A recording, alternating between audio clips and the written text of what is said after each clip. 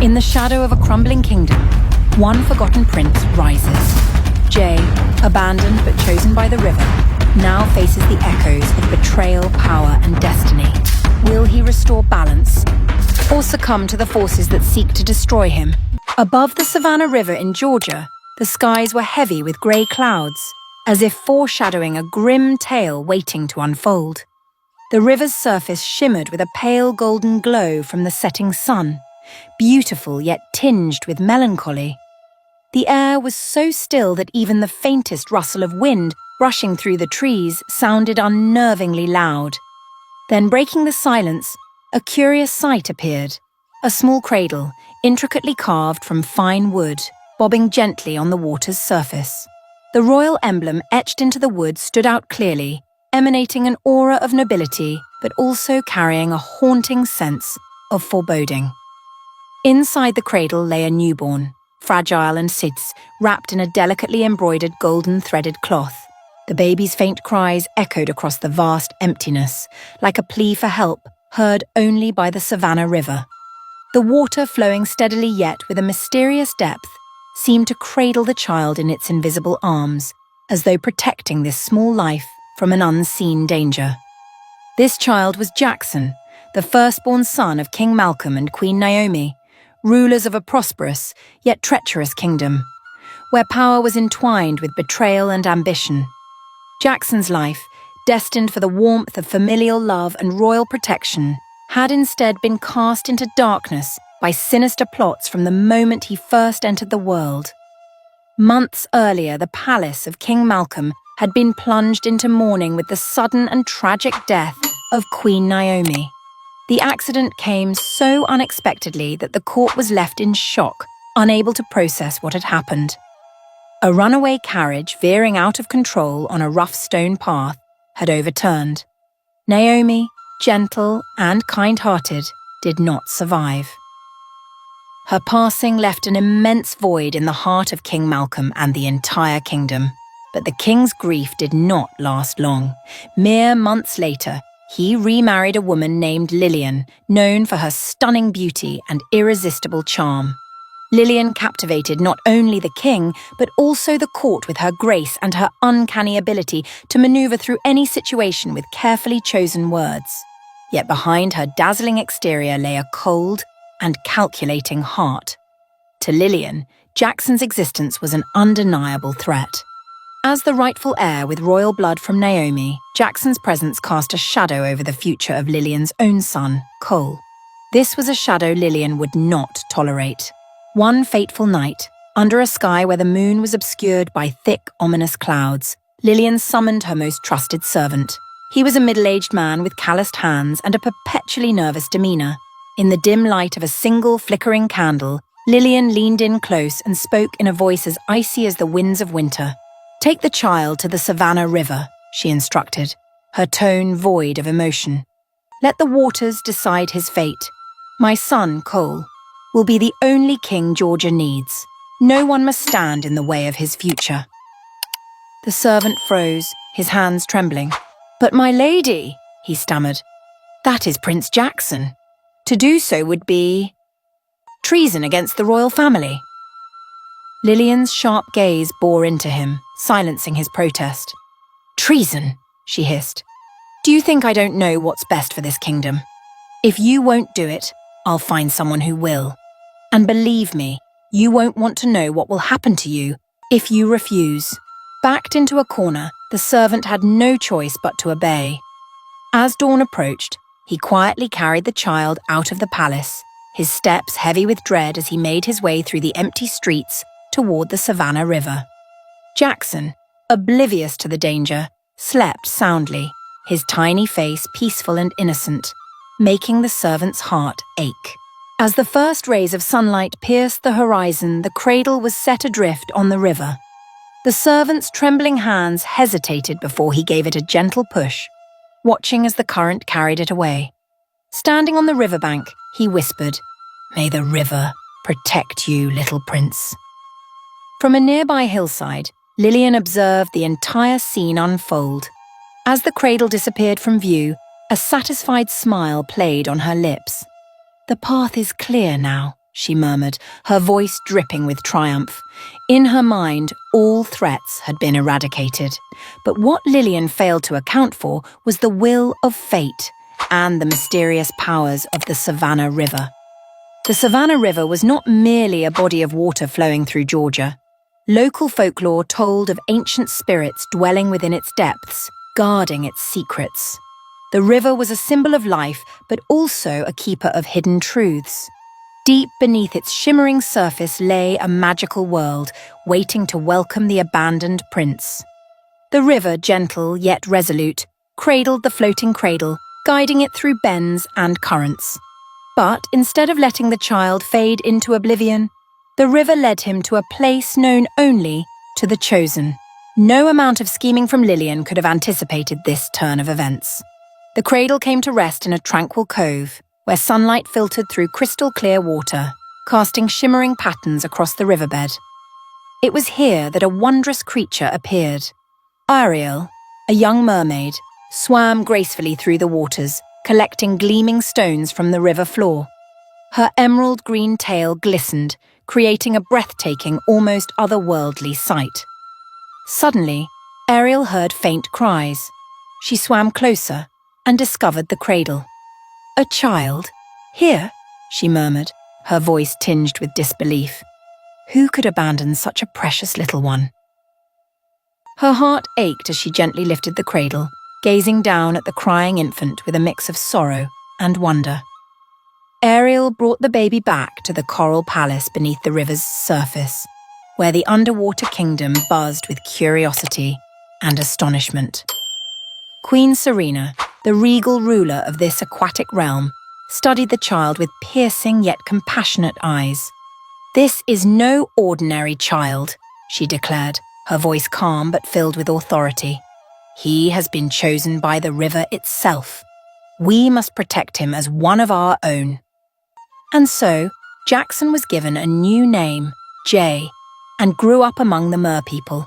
Yet, the Savannah River kept a part of his past locked away, waiting for the day it would resurface to alter not only his destiny, but also the fate of an entire kingdom. The story of Jay, the boy saved by the river, was far from over. It was only just beginning. The Savannah River, flowing gently through southern Georgia, was far more than a simple body of water. Locals often whispered of ancient legends, claiming that beneath its calm surface lay another realm, a secret kingdom guarded by mythical beings. It was the land of the merfolk, where magic and power intertwined in perfect harmony.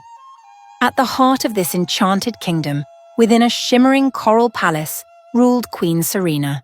With her ethereal beauty and unmatched strength, she stood as the protector of the river and all who lived within its depths. One early morning, as the first rays of sunlight filtered through the crystal-clear water, Ariel, a young mermaid, swam along the riverbed. Her vibrant emerald tail sparkled, casting dazzling patterns on the sandy floor beneath her.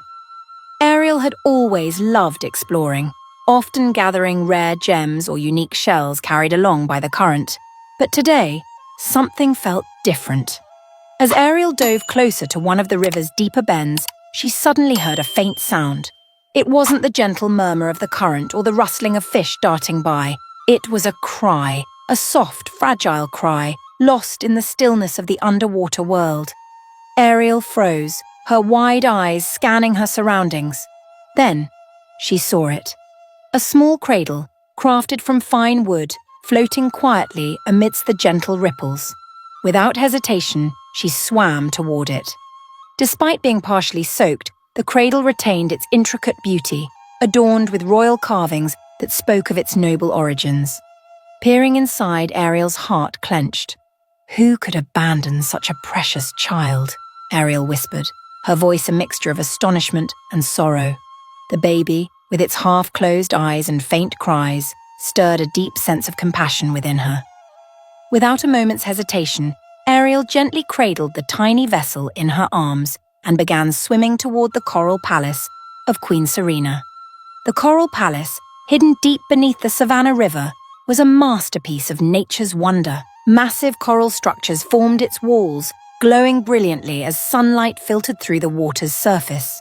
Schools of colourful fish darted around, painting a vivid and lively picture straight out of a myth. Ariel swam past the grand gates, guarded by formidable merfolk warriors, and entered the throne room where Queen Serena sat. With her flowing jet-black hair and piercing gaze, Serena exuded an air of both majesty and compassion. As Ariel placed the cradle before her, an almost sacred silence fell over the chamber. The Queen leaned forward, her stern expression softening as she gazed at the infant.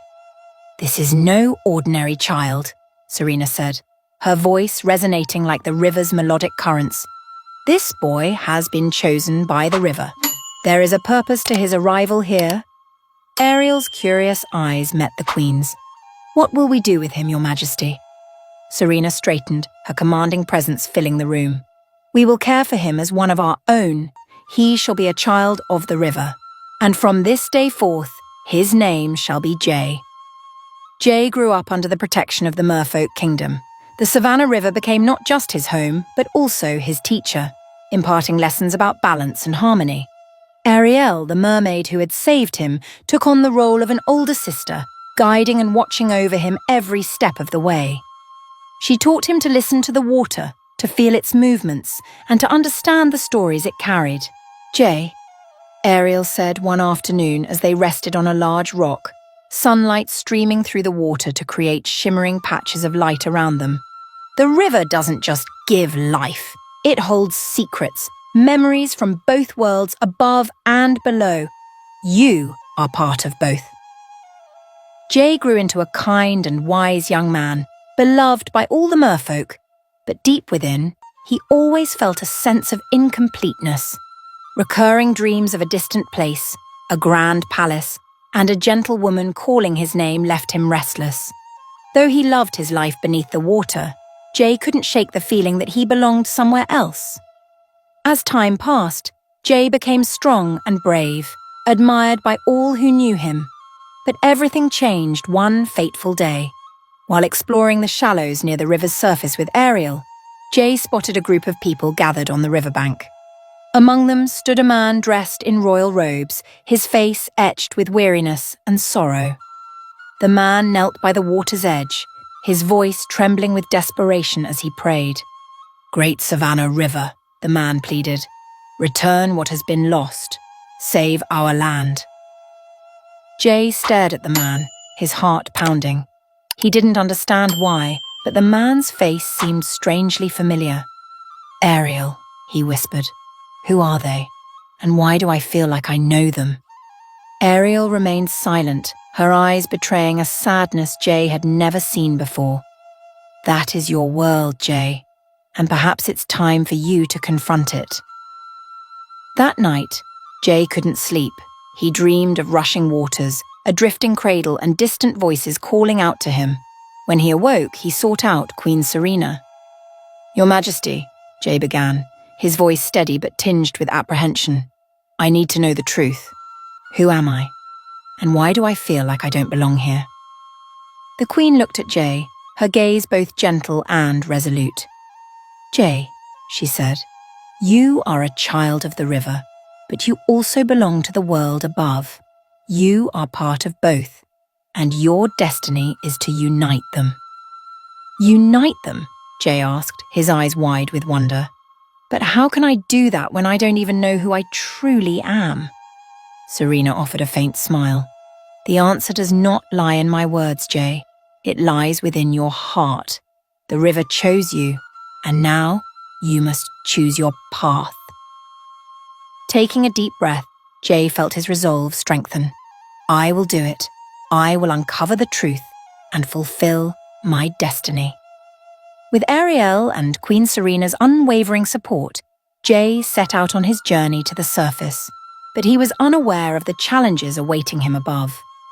A world fraught with schemes, greed, and betrayal loomed ahead, and to save both realms, Jay would have to face the greatest trials of his life. This was only the beginning of a story that would change not only Jay's life, but the fate of two worlds forever. As time flowed like the gentle currents of the Savannah River, Jay grew into a young man of sharp intelligence, unshakable courage, and rare compassion. Life beneath the river's surface had shaped his soul, making him an indispensable part of the merfolk community. Ariel, who had saved him as an infant, became not just his sister but also his devoted teacher.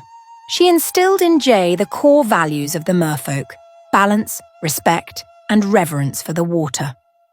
Jay, Ariel often said as they swam along the serene river currents, water is not just a source of life. It is a living entity, aware and ever listening. Respect it, and it will protect you.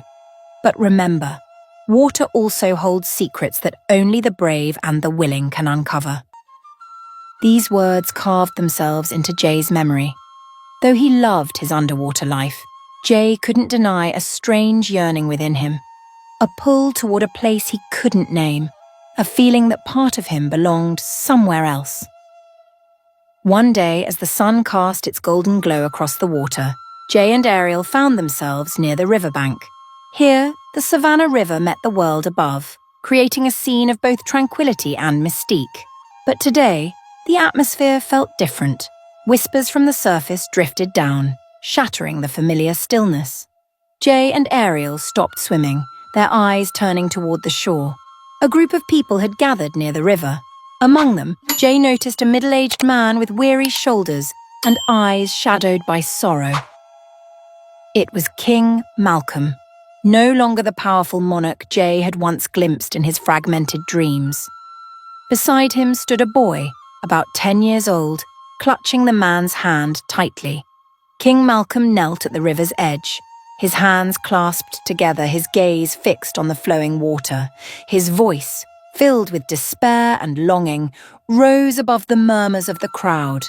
"O great Savannah River, if you can still hear us, please grant this land another chance. Bring rain to our withered fields, bring life back to my people, and if you can, return to us what we have lost." The words struck Jay like a lightning bolt, resonating deep within his soul. A flicker of memory surged through him, images of a grand palace, a gentle woman smiling down at him, and a voice calling his name amidst the crashing of waves.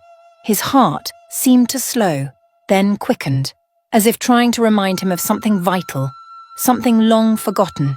He turned to Ariel, his eyes wide and filled with questions. "Ariel," Jay said, his voice faltering, "why do they look so familiar?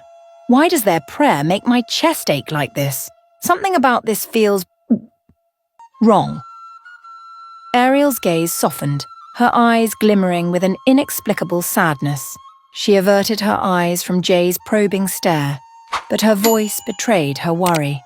"Jay," she whispered, "the river has told you many stories, but not all of them. There are secrets even the water isn't ready to reveal. But trust me, when the time is right, the truth will come to light." That night, Jay couldn't sleep. He lay on his coral bed, the shimmering glow from the riverbed casting strange, shifting patterns on his walls. But instead of feeling the peace he usually found in his underwater sanctuary, his heart felt heavy.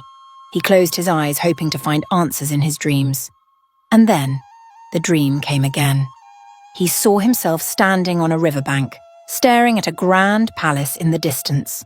A woman with long, dark hair and kind eyes bent down to look at him, her voice gentle and warm as she said, "Jackson, my son, don't forget where you belong."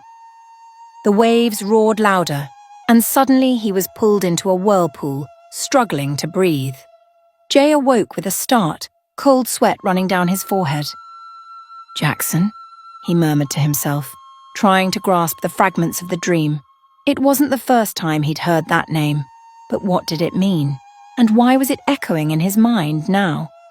Unable to bear the confusion any longer, Jay sought out Ariel the following morning. She was swimming near the heart of the kingdom, collecting shells as she often did. But today Ariel seemed lost in thought, as if she had been expecting Jay to find her. "Ariel," Jay called, his voice firm with determination. "You know something about me, don't you? I can't keep living without understanding the truth. Why do those people on the shore stir something inside me? And why do I keep having these dreams?" Ariel stopped, her hands trembling slightly. She sighed deeply, her eyes meeting Jay's with a mix of compassion and apprehension. "Jay," she said slowly, "it's time you knew the truth, but I need you to prepare yourself because it might change everything you've ever believed." Jay nodded, his heart pounding. "I'm ready, Ariel. Tell me." Ariel began to speak, her voice flowing like the river itself, gentle yet laden with the weight of a long-buried story. She told him about the cradle, how she had found him while gathering shells. She spoke of his early days as an infant and how Queen Serena had decided to raise him as a child of the river. "You don't belong to this river, Jay," Ariel said, her voice faltering. "You are the son of King Malcolm, the man who was praying at the riverbank yesterday. Your name is Jackson, and you are the heir to his land, but everything was taken from you when you were just a baby." Jay froze, his eyes widening in disbelief. "Taken? But why? And why am I here?" Ariel looked at him, her expression filled with sorrow. "It's a long story and it won't be easy to hear, but if you want to know, we need to go back to where it all began, the river and your land. Only by confronting the truth can you understand your destiny." Jay took a deep breath, his hands clenched into fists.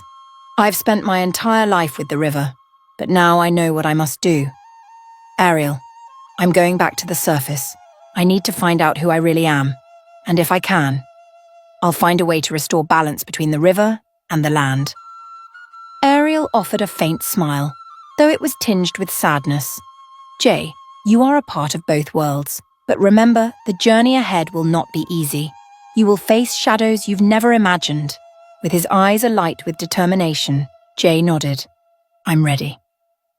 From that moment, a new chapter in Jay's life began, a journey to reclaim his identity, confront the darkness of hidden schemes and unlock the true power of the Savannah River. That night, Jay lay on his coral bed, but sleep evaded him. In his mind, fragmented images replayed over and over, like pieces of a torn painting. He saw a grand palace with sprawling hallways bathed in golden light. A woman with long black hair and gentle eyes bent down and called his name. "Jackson, my son!" But before he could respond, the vision shattered.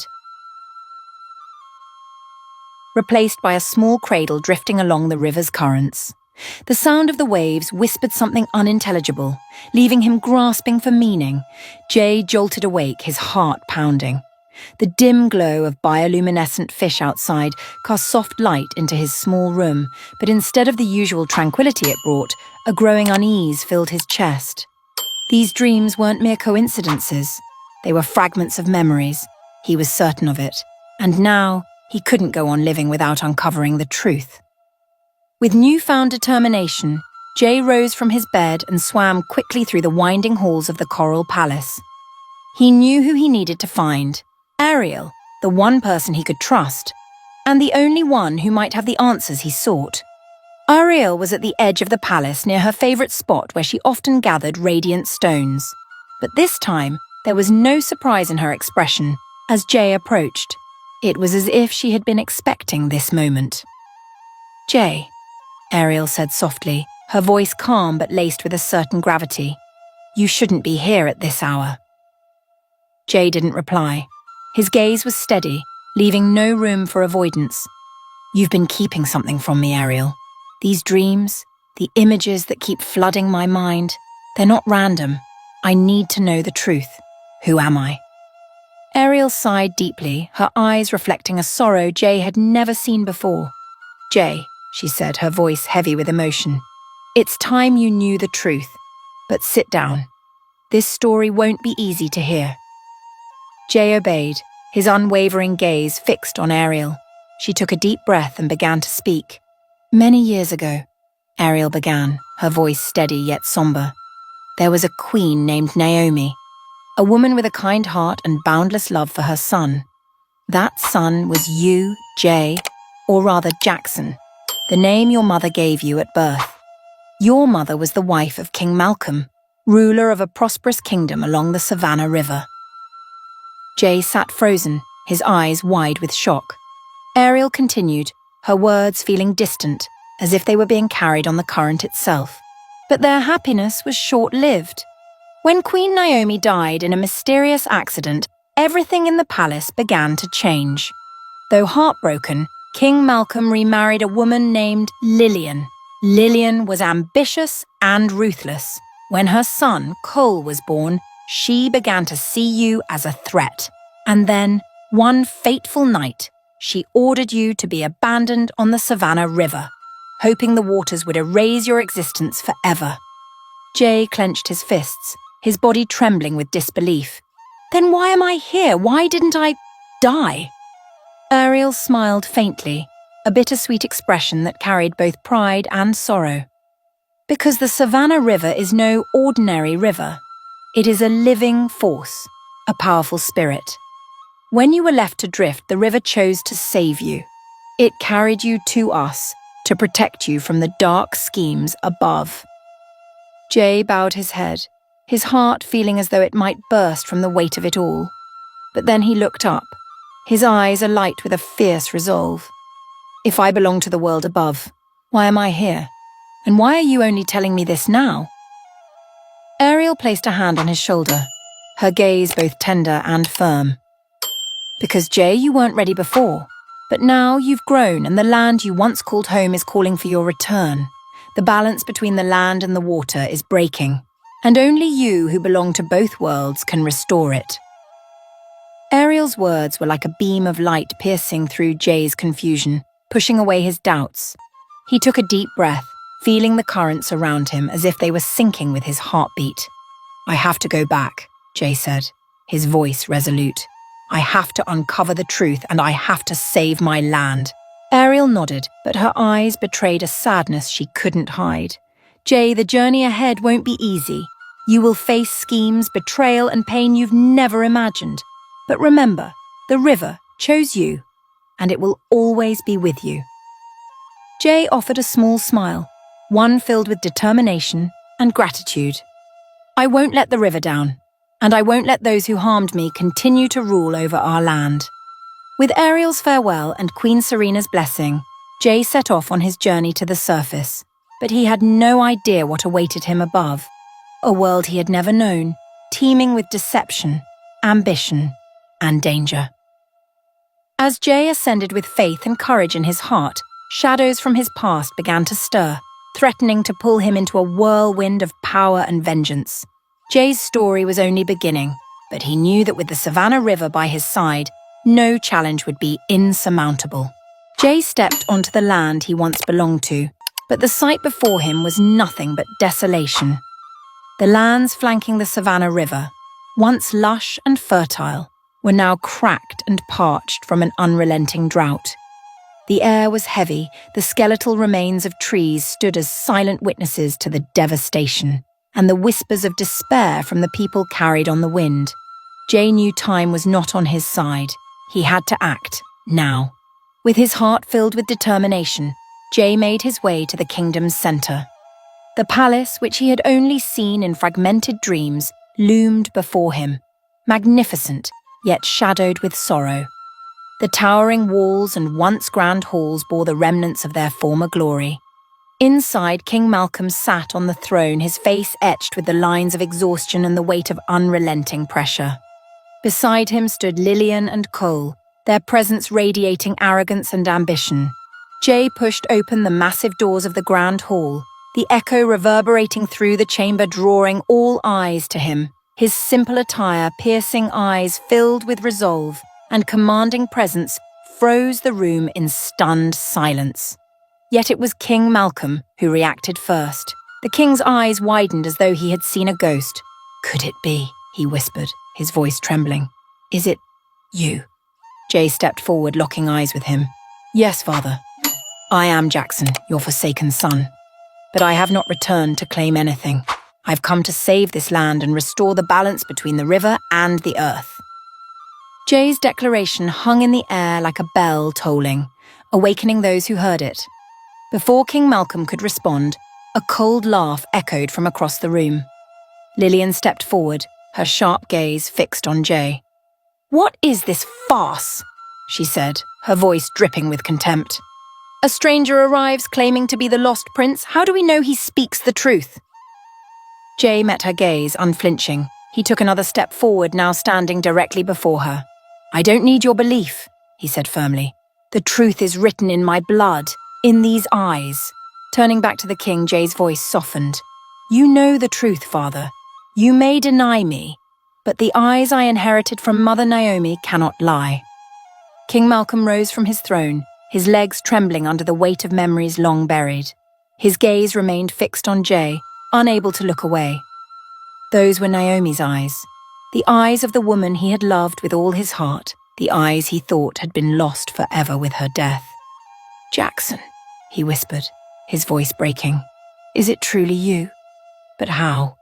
How did you survive? The river?" "The river protected me," Jay interrupted. "It chose me to bring balance, to repair what has been broken, but I cannot do this alone. I need your help and the help of this kingdom." Lillian interjected, her voice sharp as a blade. "This is absurd. Look at him, a vagabond from the dirty waters claiming to be a prince. He's nothing more than a charlatan seeking to usurp the throne." Cole, now grown, stood by his mother's side, his cold eyes locked on Jay. "If he's truly a prince," Cole said with an edge of challenge in his voice, "why did he need the river to survive? If the river is so powerful, why hasn't it saved this land from the drought?" Jay drew in a deep breath, his voice steady and unwavering. "I'm not here to argue with you," he said, his tone resolute. "I'm here to save this land. The river chose me, but salvation cannot come if the land and water remain divided. King Malcolm, do you know why this drought persists? Because greed and selfishness have shattered the balance that once existed between the river and the land." The king remained silent, Jay's words seemingly breaking through the fog of his despair. But Lillian wasn't done. She turned to the courtiers and guards gathered in the room. "He has no proof," she exclaimed. "All he has are words. We cannot let a stranger destabilize our throne." Jay stepped closer, his eyes sharp as daggers. "What are you afraid of, Lillian? Are you afraid the truth will reveal what you've done? That everyone will know how you abandoned me to protect your ambition?" For a brief moment, Lillian froze, her mask slipping just slightly before she regained her composure. "You cannot prove anything," she said coldly. "This is just a story you've concocted to deceive us all." The tension in the room was palpable, each moment stretching endlessly. And then, a sudden gust of wind swept through the windows, carrying with it a strange and ancient sound, the murmur of flowing water. Everyone turned toward the source, and from afar they could hear the soft gurgle of the Savannah River, as though it were whispering a truth older than time. King Malcolm, seemingly drawn by an unseen force, stepped closer to Jay. He placed a trembling hand on his son's shoulder, his gaze filled with emotions too complex to name. "I need no further proof," he said, his voice steady and resolute. "This is my son Jackson, the prince of this kingdom." The hall erupted in murmurs, some astonished, others skeptical, but the unwavering conviction in King Malcolm's eyes silenced them all. Lillian clenched her fists, her eyes flashing with fury, but for the first time she was at a loss for words. Jay turned to his father, meeting his gaze with unyielding determination. "Father, I know my return will not be easy, but I believe we can save this land together. All I need is your trust and your willingness to restore the balance." King Malcolm nodded, his eyes glimmering with a hope he thought he had lost long ago. "My son, we will do this, for the river, for the land, and for the future of this kingdom." Jay then looked toward Lillian and Cole, his eyes no longer filled with anger, but with a steadfast resolve. "Prepare yourselves because change is coming and nothing can stop it." In that moment, a spark of hope flickered within the desolation, signaling not just the return of a prince, but the dawn of a new era for the kingdom and the land that depended on it. Convincing the people of the palace was far from easy for Jay. His sudden return stirred doubts among many of the court's advisors, who had spent too long in the shadows of Lillian's manipulative and ambitious rule. Lillian was not a woman who would relinquish power so easily. Seeing Jay begin to win King Malcolm's support, she knew that this threat had to be eliminated, and she was prepared to go to any lengths to achieve her goal. Lillian called Cole her son into her private chambers. Her gaze was icy, but her voice was as sweet as honey as she whispered into his ear. "My son," she murmured, placing her hands on his shoulders. "He's not here just to reclaim the throne. He's here to make us irrelevant. You are the rightful heir, and you must prove that you are more deserving." Cole, a boy raised in the grasp of his mother's machinations, was unaware of the truth behind her words. He nodded, his heart swelling with determination to prove himself to his father and the kingdom. "I'll do whatever it takes to protect our throne, Mother."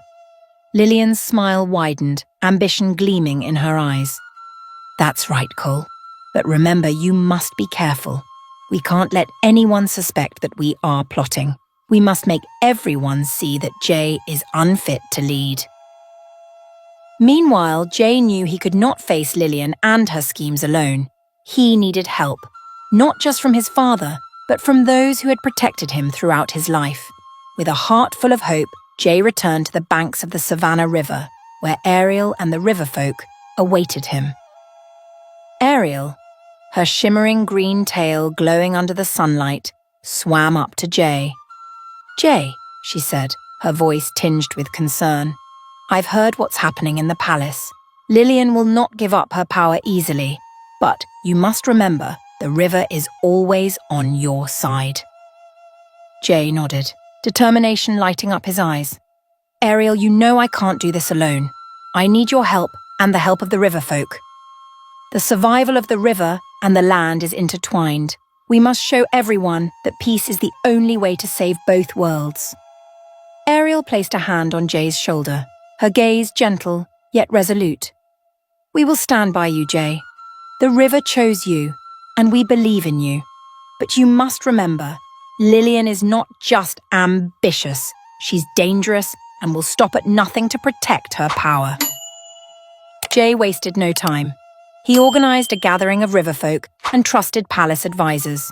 Standing on a simple wooden platform near the river, Jay addressed the crowd, his voice echoing across the open space.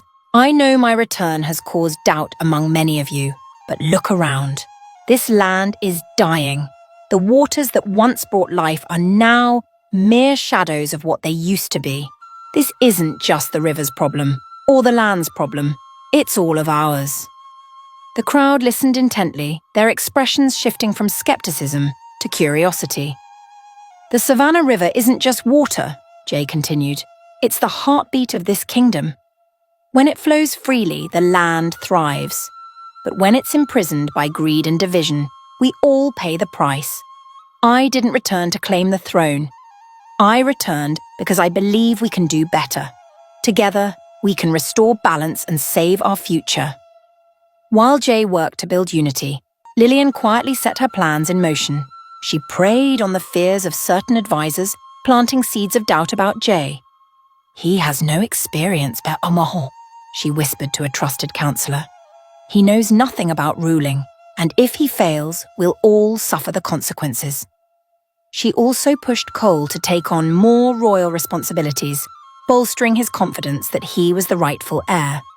Lillian held private meetings with key courtiers, gradually convincing them that Jay posed the greatest threat to the kingdom's stability. "Think of your families," she said, her voice dripping with manipulation. "Think of what will happen if this kingdom falls into the hands of someone unprepared. We can't let that happen." Jay knew time was running out. He needed a way to prove the truth and dismantle Lillian's schemes. Ariel suggested he return to the deepest part of the river, where its spirit held ancient memories and secrets. "If you can connect with the heart of the river," Ariel said, "you won't just gain the strength to restore balance, you'll also have undeniable proof of your rightful place." Jay took a deep breath. understanding the magnitude of the task ahead. With Ariel and the river folk by his side, he prepared for the journey into the depths of the Savannah River. Before embarking on his journey, Jay turned to the gathered crowd, his eyes ablaze with conviction. "I promise you," he said, his voice strong and steady, "I will not let you down. We will show that the river and the land can coexist in harmony, and we will triumph, not through greed or deceit, but through unity and courage." With that pledge, Jay stepped into the river, beginning a journey that would not only shape his destiny, but also determine the future of the entire kingdom. Thank you for staying with us through this incredible tale. Stay tuned for part 2, where Jay's story continues. If you're part of the African American community, share this story with your friends, family, and loved ones across the United States to help preserve the rich culture and folklore it embodies.